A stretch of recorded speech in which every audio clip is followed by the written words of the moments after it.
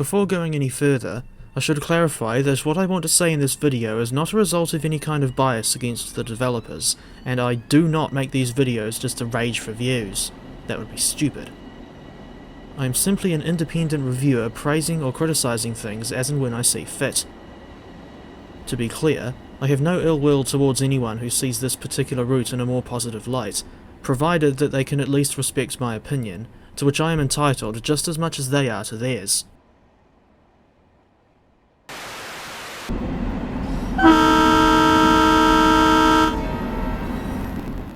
NEC Metro North was released on the 19th of March 2026, only 2 days after Thomas & Friends' Wonders of Sodor, and it's available only on PC and 9th generation consoles.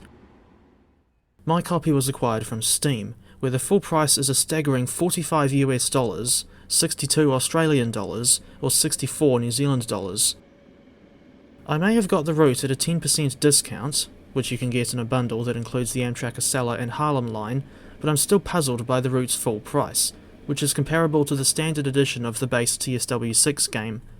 Not to mention the same price as routes like the Mittenwald-Bahn, West Coast Main Line Preston to Carlisle, Spoorlijn Zwolle to Groningen, and Liberec to Stad Apaka, so do with that information what you will, dear viewers.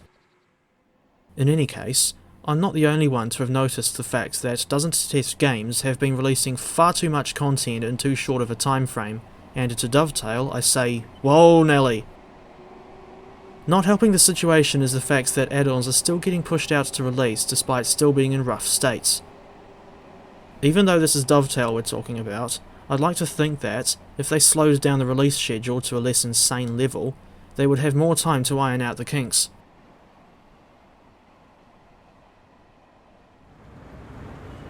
Next to arrive on track 3 is the 10:53 a.m. train to Grand Central Terminal, making stops at Harrison, Mamaroneck, Larchmont, New Rochelle, Pelham, Mount Vernon East, Fordham, Harlem, 125th, and Grand Central Terminal. There's no need for people to remind me that we're under no obligation to buy it all, and I also know that we've got the option to wait for a sale, but the fact that sales occasionally happen and that you don't have to buy all the DLC that gets released doesn't excuse or explain why the releases have been so frequent lately, nor does it justify the prices being as high as they are, and no, I'm not trying to blame Dovetail for the exchange rates. Now that I remember it, I've seen other people talk, with reservation, about the high price of NEC Metro North, and they're not using the same currency as me, thus strengthening my belief that Train Sim World add-ons are still expensive regardless of one's local currency. The original TS Classic version of this route ran all the way to New Haven, Connecticut, but in TSW6, the route coverage only goes as far as Stamford. Dovetail could have, at the very least, added the 7.9 mile long branch from Stamford to New Canaan, but they didn't even do that. Not all of the Grand Central or Penn Station to Stamford route is actually new to TSW, as the Penn Station to New Rochelle section was first released in 2018 as part of the NEC New York add-on, which was never ported over to TSW2 or subsequent sequels.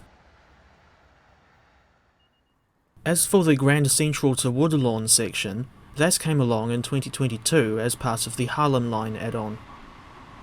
It's worth noting that NEC Metro North finally includes the low-level platforms at Grand Central, which were not included in the original Harlem Line. Now here's a thought. If the devs can do routes as long as 90 or 116 miles, I'm referring to WCML Preston to Carlisle and Schnellfahrstrecke Kassel to Würzburg, why was the route coverage for NEC Metro North cut so short? The full route from Grand Central to New Haven is shorter than Preston to Carlisle, at only 74 miles. Only one newly modelled train is included with the NEC Metro North add-on, namely the M8 electric multiple unit. These things were built by the Japanese company Kawasaki, and first entered service in 2011 to replace the older M2, M4 and M6 units, which look a bit like the Long Island Railroad M3 if you ask me. The M8 looks similar to the Long Island Railroad M7 and Metro North M7A, albeit with a different headlight arrangement and large, for want of a better word, humps on the roof that remind me of the rebuilt Bud Metroliners. Of course, another major difference between the M8 and M7/M7A is the latter's inability to run under overhead wires. Another difference, between the in-game versions at least, is the inclusion of station announcements on board the M8. This station is Mamaroneck. As you leave the train, please watch the gap between the train and the platform. NEC Metro North also includes the Amtrak ACS64 Electric and a CSX YN3B variant of the EMD SD40-2 diesel, neither of which are new to TSW, and indeed, the SD40-2 was recycled from the older Sandpatch grade route of 2017. Even though I'm not really keen on running the freight services on this route, I would have still preferred it had Dovetail, at the very least, modelled a new variant of the SD40-2 that doesn't have nose-mounted headlights, like the infamous 8888, or, to use her post-rebuild number, 4389. In any case, the ACS64 and SD40-2 have apparently received new suspension physics and other quality of life improvements, like driver assist in the case of the ACS64. But said improvements have not been backported to previous versions of those locomotives that we already had. Personally, I think it's disappointing that we haven't got the P32 ACDM or SC42DM locomotives with shoreliner coaches, but then again, we don't have the non-electrified Danbury branch or far northern section of the Harlem line beyond North White Plains and southeast in the game, so you would be in another situation where you're running a diesel, or in this case an electro-diesel, over an entirely electrified section. Timetable mode features 309 playable services for the M8, 25 services for the ACS64 and another 25 for the SD40-2, thus giving players the opportunity to run freight services as well as a good variety of stopping patterns on the passenger scene. Apparently, the route is set in 2015, but don't quote me on that. Another thing I've heard is that, between 6 AM and 9 PM, Metro North drivers have to blast the horn once on approach to stations in their territory, and this has been incorporated into the AI trains in-game.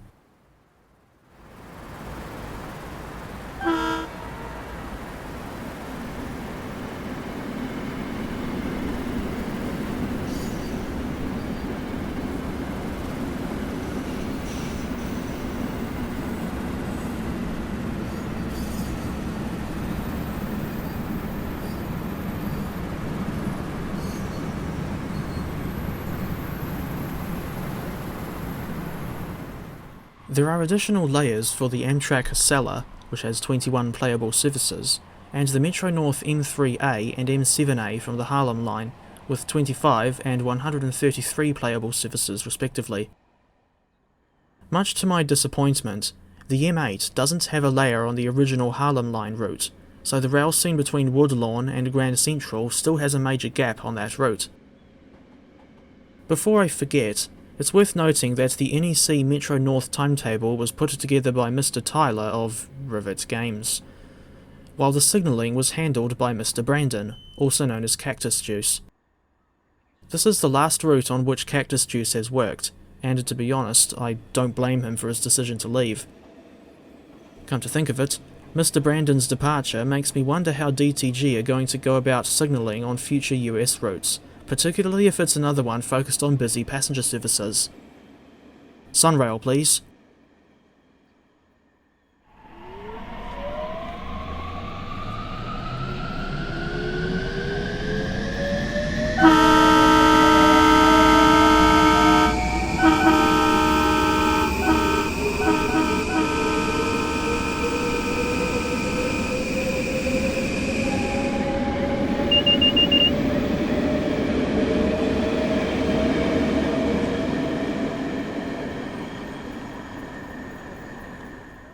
Personally, I reckon a highlight of the Metro North services is the section between Mount Vernon East and Pelham, where you have to switch from third rail to overhead wires, or vice versa, on the fly. Other notable landmarks on this route include the Hellgate Bridge between Penn Station and New Rochelle, and the MIANUS, don't know how to pronounce that one, River Bridge between Cos Cob and Riverside. The latter bridge is unusual because of the long gap in the overhead wires. That's not an error on the developer's part, like we've seen in previous routes. Glares at München to Augsburg. In this case, the gap in the wires is actually realistic.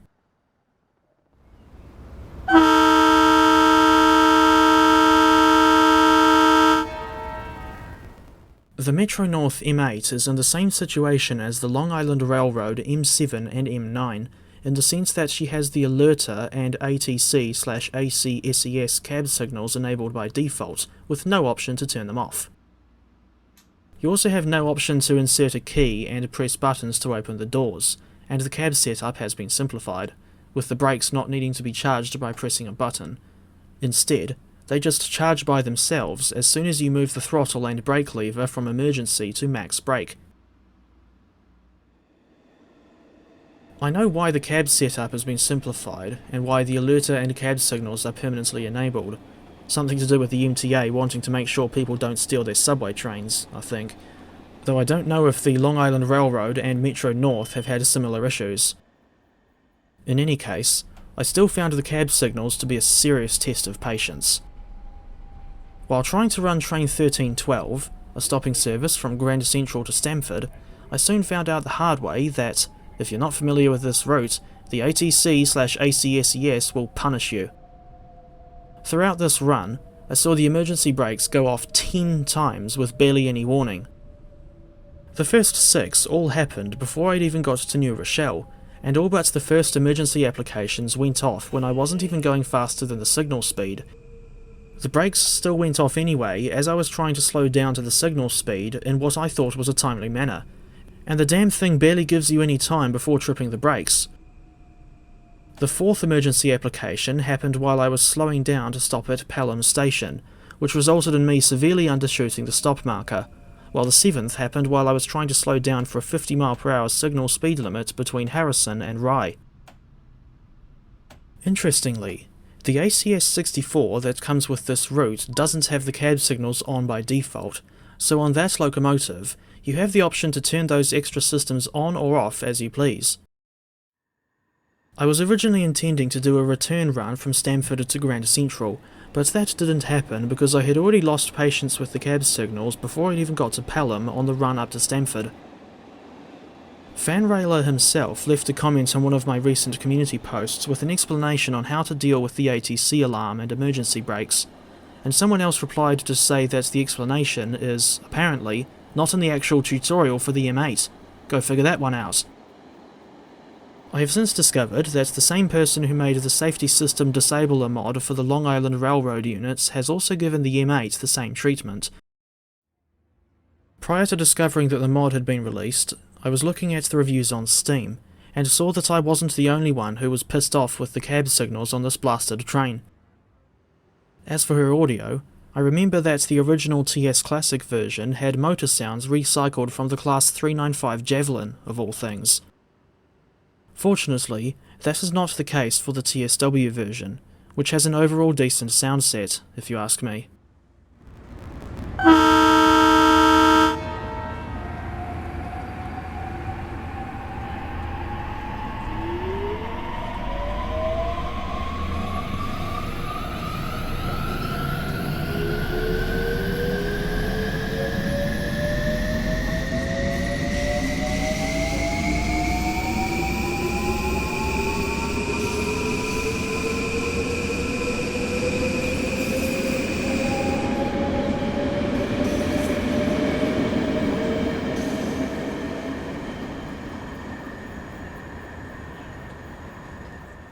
On my end, the performance at Grand Central varied depending on what time of the day I was there.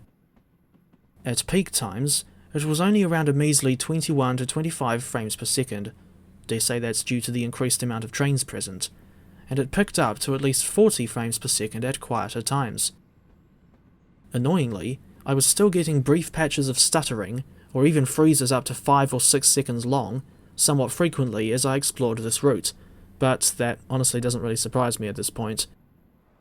Incidentally, while I was exploring Grand Central for the first time, I found this M7A coach that happens to carry the same number as my channel's namesake locomotive. Meanwhile, I was generally getting around 55 FPS throughout the rest of the route, and I was pleasantly surprised by even Penn Station having reasonably smooth frame rates. At one point, I thought I'd record a walk from Mott Haven and heading up the line towards Melrose, in the hope of catching that disappearing fog bug on camera again. During the walk, as opposed to during in-between days, I also noticed this bizarre floating sign near a trackside hut. I think the huts are referred to as bungalows, but don't quote me on that. This is not the first time I've seen this bug with the dynamic weather, and it's one of many core issues in TSW that doesn't test games should have fixed by now.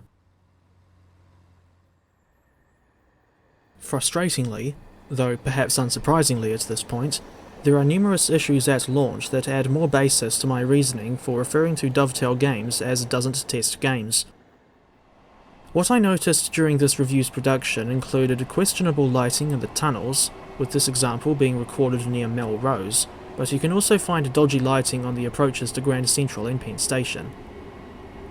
I also saw the NPC's feet glitched through the platform surface at Melrose, an even stupider NPC glitch at Penn Station, bits of shrubbery glitching through the tunnel roof at one of the East River tunnel portals, NPCs glitched yet again, this time at New Rochelle, dispatcher problems that cause trains to gridlock if you try to play multiple timetable services in a row without going back to the main menu between services, apparently incorrect horn and bell audio for the included SD40-2, a random strip of water that I noticed floating through the locomotive's fuel tank whilst parked on an industrial line next to the Harlem River, weird looking textures under the Bedford Park Boulevard overbridge at Botanical Garden, the SD40-2 having audio of an E-bell despite the model clearly being equipped with a steel bell, and there's no E-bell to be seen,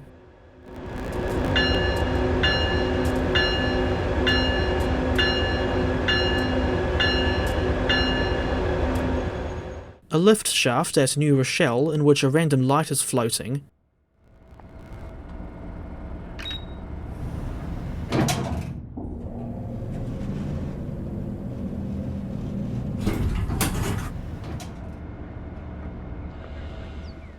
and a tree placed too close to the track between New Rochelle and Oak Point Yard. To be clear, I did not go out of my way to find those issues. I simply noticed them while exploring on foot or running services with the ACS-64, SD40-2 or M8.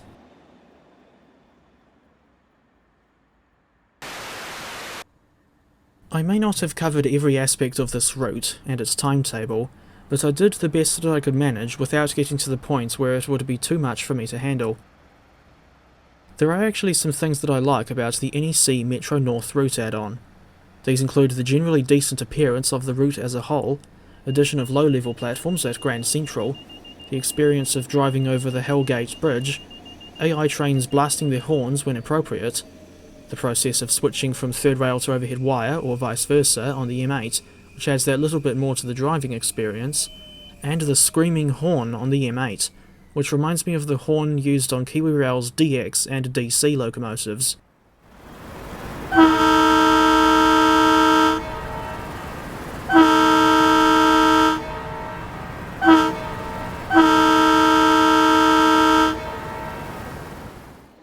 But like several previous TSW add-ons, NEC Metro North could have been much better had it been given more time in the oven prior to release. Speaking of ovens, you wouldn't sell a half-baked cake or loaf of bread, so why sell a half-baked item of DLC for a decent, yet deeply flawed, video game? Given just how expensive this particular add-on is, there's no excuse for it being released in such a rough state. I would be a bit more forgiving if it was set at a more reasonable price, and even with the 10% bundle discount, which means that I paid $58.04 for my copy, I don't think I've got much value for money with NEC Metro North. For all I know, There could be patches further down the line, but given the maddeningly high frequency of DLC releases as of late, which give me a clear indication of where Dovetail's priorities lie, I trust assurances of patches from Dovetail about as far as I can throw one of KiwiRail's new toys. During previous annual cycles, but particularly in the TSW6 era, I've been in two minds over the game as a whole. On the one hand, I do still get some enjoyment out of playing the game, especially on routes like WCML Preston to Carlisle, London Overground Goblin Line, Niedertalbahn, Cathcart Circle, Highlands Line 2022, Riviera Line, and Frankfurt S-Bahn. But on the other hand, part of me is so sick of Dovetail's nonsense that I can't wait for the end of the Train Sim World 6 era. As I have said in previous videos, I will continue reviewing TSW content for at least the rest of this current cycle, but the future of these reviews on my channel hangs in the balance after September or October 2026. I might just get the free starter pack for TSW 7, or not bother with TSW 7 at all. I have no idea at present. For the time being, I guess I'll at least try to take it on the chin. I would take it on the run, but I can't do that since I'm not a member of REO Speedwagon.